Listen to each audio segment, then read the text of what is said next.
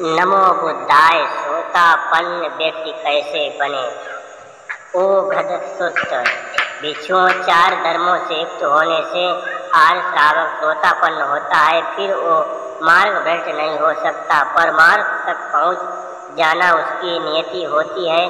परम ज्ञान की प्राप्ति उसे अवश्य होती है।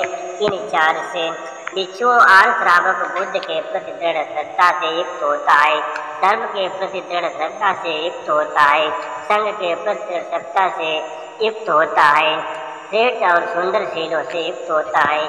भिक्षुओं, इन्हीं चार धर्मों से युक्त होने से आर्य श्रावक श्रोतापन्न होता है। भगवान ने ये कहा, ये कहकर बुद्ध फिर भी बोले, जिन्हें श्रद्धाशील और स्पष्ट धर्म दर्शन प्राप्त है, वे काल समय के फेरे में नहीं पड़ते हैं। परम पद ब्रह्मचर्य के अंतिम फल को उन्होंने पा लिया है।